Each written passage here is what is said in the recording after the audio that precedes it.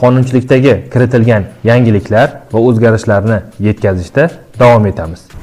Joriy yilning 20-fevral kuni qabul qilingan 1033 sonli qonunga ko'ra O'zbekiston Respublikasi Ma'muriy javobgar to'g'risidagi kodeks 128 prim 8 moddasi bilan to'ldirildi.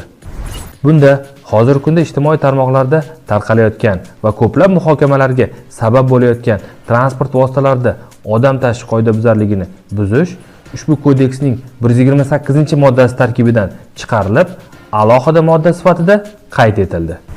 To'ldirilgan moddaga ko'ra, transport vositalarida odam tashish qoidabuzarligini buzish bazaviy hisoblash miqdorini 2 barobarida jarima solinishiga sabab bo'lishi belgilab berildi.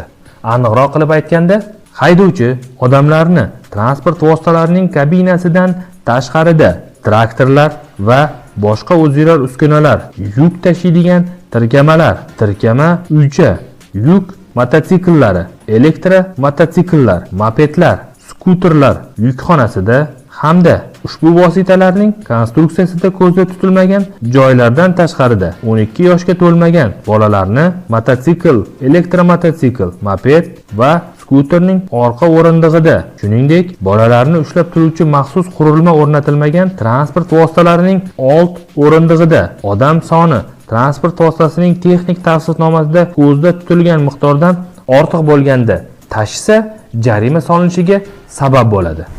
Ushbu moddaning ikkinchi qismida qonunchilikda belgilangan tartibda ichki ishlar organlari xodimlarining hamrohligisiz avtobus va mikroavtobuslarda odam tashilsa, bazaviy hisoblash miqdorini 5 baravarda jarima solinishi belgilab berildi.